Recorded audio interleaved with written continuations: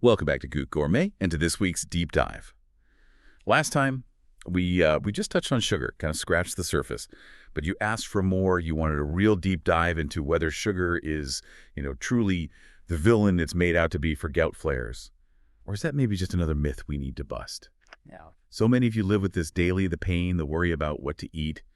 Our mission today, cut through all that noise, get to the sweet truth about sugar, uric acid, and, well, your joint health. We want to arm you with solid, evidence-based ways to stay flare-free. Real value, whether you're living with gout yourself, maybe caring for someone who is, or you're just curious. And crucially, how to make your diet work for you without, sacrificing flavor. Because managing gout absolutely does not mean a bland diet. Absolutely. And, it's often one of the first things people hear, isn't it? Cut out the sweets. But understanding the why and the how sugar impacts you, specifically with gout, that's really key to making choices that actually stick. Okay, so let's unpack that. We hear sugar is bad all the time, but why specifically for gout sufferers? What's the direct connection there? Well, what's really fascinating and maybe a bit alarming is the strong link that research shows. We're talking high intakes of fructose-laden drinks, so things like soft drinks, many fruit juices, even some of those sports or energy drinks. Right. There's a clear link to a sharp rise in new gout cases, for both men and women, actually. And it's not just a general health thing, it's a specific trigger. Unlike other carbs, fructose gets processed uniquely in the body. It directly speeds up something called purine degradation, and the result, a quick, though temporary, spike in your serum uric acid, often by 1 to 2 mg/dL, and this happens within minutes of drinking it. Wow, minutes. That's incredibly fast. A significant rapid change, so it's a very direct impact then. What do the studies actually say about, how much fructose does it take to see that risk really climb? Yeah, that's precisely what the research digs into. And it shows a really clear dose-response relationship, meaning the more you consume, the higher the risk. So, for example, studies found men drinking 2 or more of those sugary sodas a day. They had an 85% higher risk of developing gout compared to guys drinking less than 1 a month. 85%, that's huge. It is, and for women, it was even more striking, a jump of 139%. So like you said, this isn't just a slight nudge, it's a profound increase in risk.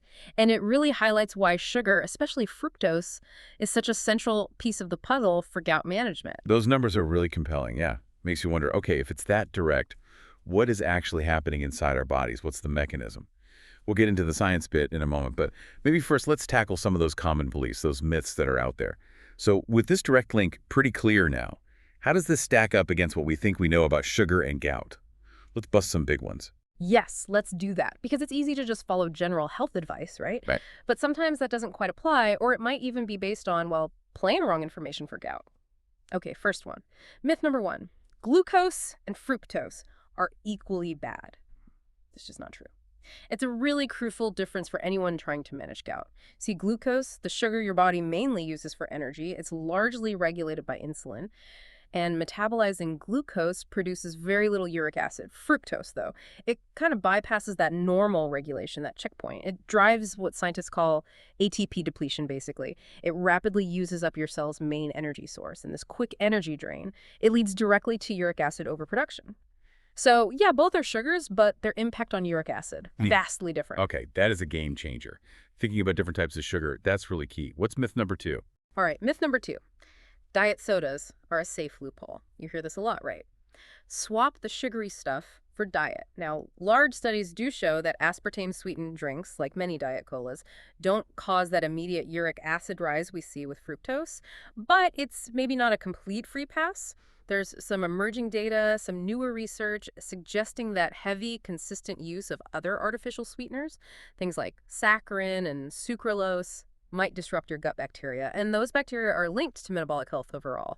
So while the direct link to gout flares isn't as strong or immediate as with fructose, it probably suggests that, moderation is still a good idea, maybe not rely on them heavily every single day. Right, so some relief maybe for occasional use, but still something to be mindful of. Yeah. Not a total green light. Okay, and the third myth. Myth number 3. All fruit juices are healthy. Oh, this is a big one. It catches so many people out because fruit is healthy, right?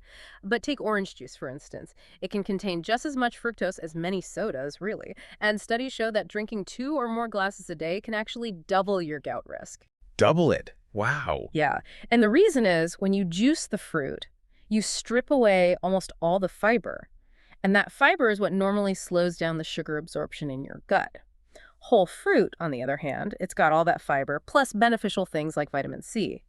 And when you eat whole fruit, maybe 1 or 2 servings a day, the association with gout flares is negligible. It's really about the form the sugar comes in, whole versus That processed. makes so much sense. It's not just fruit good, it's how you're consuming it. Juicing changes everything.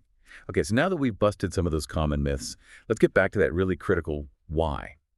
For those of you listening who, like me, find it helpful to understand the deeper science, Yeah. how exactly does fructose cause this uric acid spike? Knowing the mechanism can be really motivating, right? Absolutely. Understanding the how makes the what to do make more sense. So what's happening is quite specific, down at the cellular level. When you consume fructose, there's an enzyme in your body called fructokinase. Its job is to convert fructose into something called fructose 1-phosphate, and it does this very rapidly. Crucially, this process doesn't have the usual feedback breaks, the inhibition that slows things down when there's enough product. It just keeps going. Now, the key issue here is that this rapid conversion drains your body's ATP. ATP is like the energy currency for your cells. So you get this quick depletion of ATP, which leads to a surge of its breakdown product, AMP, and then that AMP gets further broken down, ultimately, into uric acid. Think of it like a metabolic shortcut, funneling fructose directly towards making more uric acid. Okay, so it's like a fast track. Exactly. And there's more. Fructose also activates another cellular pathway, you might hear it called mTOR signaling. This pathway actually stimulates de novo purine synthesis, which is a fancy way of saying it tells your body to make more purines from scratch. And of course, those purines then break down into even more uric acid. So it's kind of a double whammy. It's a direct biochemical route that bypasses the normal controls. Wow. So basically, fructose has this unique ability to just flip a switch, drain the cell's energy, and crank up the uric acid production from multiple angles. It's like it has, as you said before we started, a sort of VIP pass straight to the uric acid factory. That paints a really clear picture, thanks.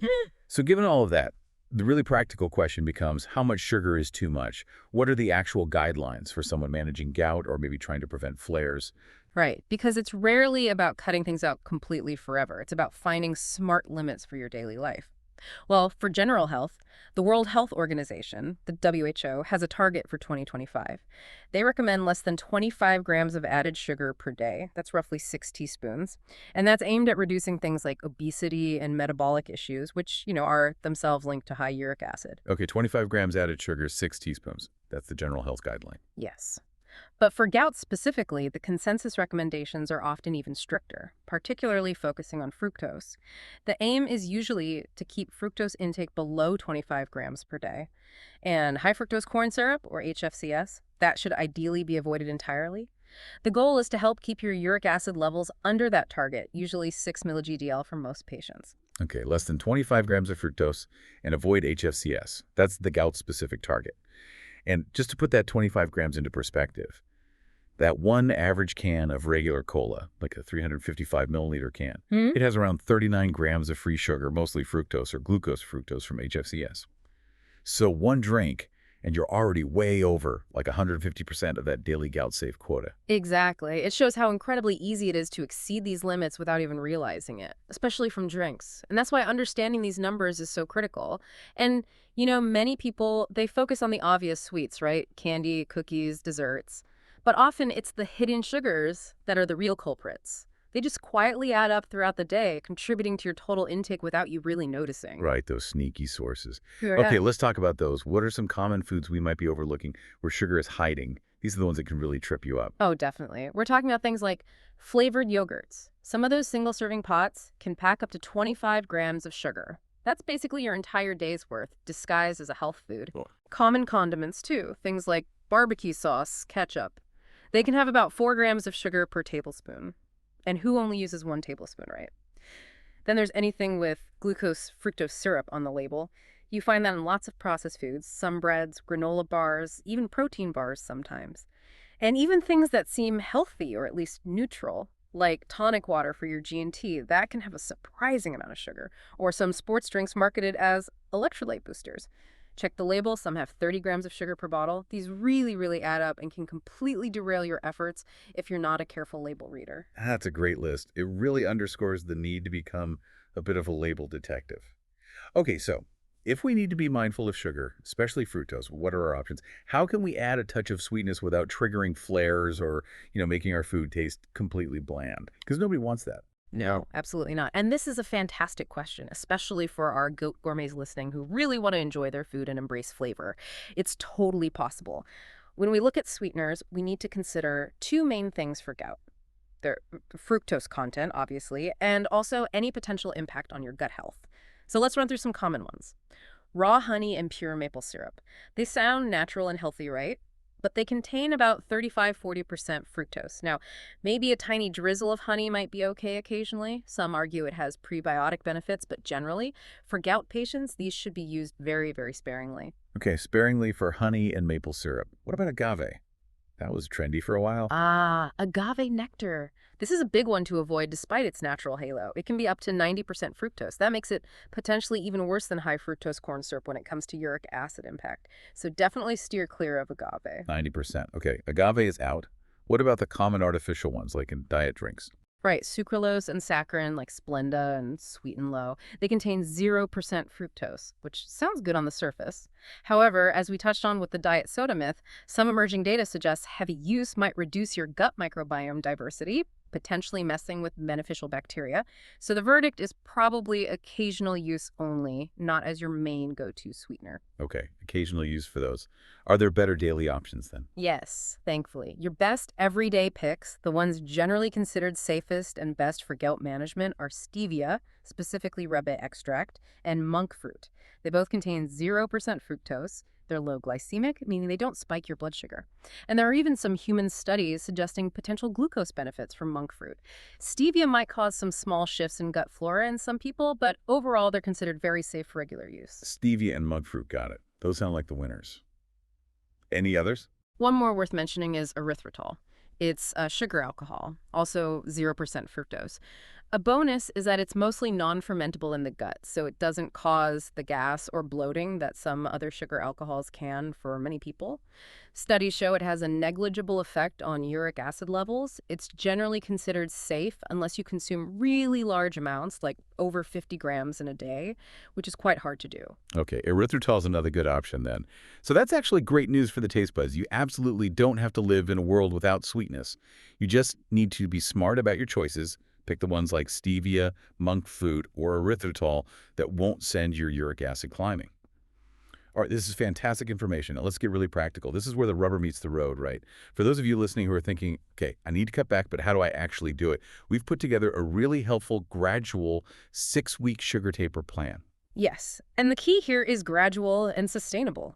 This isn't about shocking your system or feeling deprived. It's designed to help you reduce your sugar intake systematically, step by step.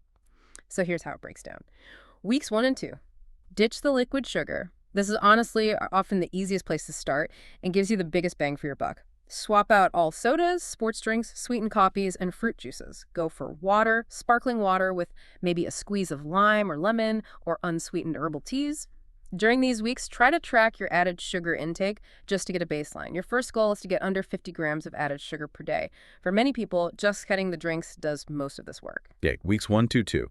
Focus on drinks, aim for under 50 grams. Makes sense. What's next? Weeks 3 and 4. Become a label ninja. This is where you start really paying attention to those hidden sugars we talked about. Start reading food labels religiously. Specifically, look for and eliminate things with high fructose corn syrup. Check those condiments, sauces, dressings. Swap sweetened yogurts for plain Greek yogurt. You can add your own low fructose berries like raspberries or blueberries, and maybe a dash of stevia if you need it. Your target during these 2 weeks is to get your added sugar intake down further, aiming for less than 35 grams per day. Label ninja phase, under 35 grams. Oh. Got it. And the final stretch. Weeks 5 and 6. Fruit fine-tuning and sweetener swap. Now you dial things in a bit more. Be mindful of your total fruit intake. Limit yourself to about 1 cup of low fructose fruit per day. Think berries, kiwi, melon, cherries, rather than high fructose ones like mangoes or grapes in large amounts. This is also a great time to really trial those gout-friendly sweeteners we discussed, stevia or monk fruit. Try them in your coffee, tea, or that plain yogurt. The ultimate goal by the end of week 6 is to consistently be at or below 25 grams of added sugar per day, and also keeping your total fructose intake under that 25-gram mark. That sounds like a really manageable step-by-step approach. Yeah. 6 weeks to really reset your habits. And here's a great tip for accountability that can really help. Consider doing weekly weigh-ins if weight is a factor for you, or even getting your uric acid levels checked before and after the 6 weeks if possible. Seeing that progress on paper or on the scale can be incredibly motivating. Remember, this isn't about deprivation. It's about making smart, sustainable swaps for better health, less pain, and honestly, more comfort in your joints. Exactly. And beyond just focusing purely on sugar intake, there are often other related questions that pop up, aren't there? Yeah, definitely. Let's hit a few of those frequently asked questions now, and then we'll wrap up with our top takeaways for you to put into practice straight away. Okay, sounds good. A common one is, does vitamin C help counteract fructose? And the answer is potentially yes. There's some research indicating that supplementing with about 500 milligrams per day of vitamin C can actually increase how much urate your kidneys excrete, basically. It helps you pee out more uric acid. So this might help blunt some of those uric acid spikes you get from fructose intake. It's a supportive measure some people find helpful. Interesting. Okay, 500 milligram of vitamin C might help. Another classic comparison. Is beer still worse than cola? Even with all this talk about sugar? Yes. Unfortunately for beer lovers, the answer is generally still yes. Beer delivers a double whammy. It contains purines itself, which break down into uric acid, and the alcohol actively stimulates your body's own uric acid production. So it's hitting you from both sides, making it typically more flare-provoking than an equivalent amount of calories from cola, even though the cola has that fructose issue. Now, for those interested, we did cover some strategies for potentially fitting beer in more safely in our previous beer deep dive, so you can check that out. Right, the double hit from beer. Good reminder. Okay, one more. What about other sugar alcohols, like xylitol? We know erythritol is generally okay. Good question. Xylitol is common in sugar-free gum and candies. Unlike erythritol, large acute doses of xylitol, think around 35 grams at once, which is quite a lot, can transiently raise uric acid levels. Erythritol doesn't seem to do this. So the advice for xylitol is, if you're enjoying treats sweetened with it, probably best to keep those portions smaller, maybe 15 grams or less per sitting, just to be safe. Okay, moderation with xylitol, especially in larger doses. Got it. So, to bring this all together now, let's distill it down. Here are our top 3 actionable points for you to take away from this deep dive and maybe start implementing today. Number 1, cap your added sugars at 6 teaspoons per day. That's about 25 grams. Make that your golden rule. It benefits overall health and helps manage gout. Number 2, turbocharge your hydration. Seriously, aim for at least 2 liters, maybe even 3, of plain water daily. It truly helps your kidneys flush out urate. Simple, but so effective. And number 3, choose stevia, monk fruit, or erythritol when you need that touch of sweetness. They are your reliable, guilt-free options for daily use. Wow, what an incredibly insightful exploration into the surprisingly complex world of sugar and gout today. We've really unpacked some common myths, we've delved into the science, that sweet and sour connection, and hopefully armed you with practical, actionable steps. Steps to make smart and, importantly, delicious choices. Remember, the goal here being sweet smart, it means fewer flares, it means steadier energy and joints that honestly can feel decades younger. You absolutely, definitely do not have to exile dessert or sweetness from your life to manage gout effectively. Exactly right. Your uric acid levels will thank you for sure. But importantly, so will your taste buds. It's about making informed decisions. So keep learning, keep tweaking your own approach based on how you feel, and please share these insights with fellow goat gourmets. Help spread the word. Couldn't agree more. If you found value in today's discussion, and we really hope you did, be sure to subscribe to Gout Gourmet wherever you get your deep dives. That way, you won't miss our next installment. We'll be back next week with another essential deep dive into navigating gout with flavor and science. Until then, remember this: relief really is just a smart choice away.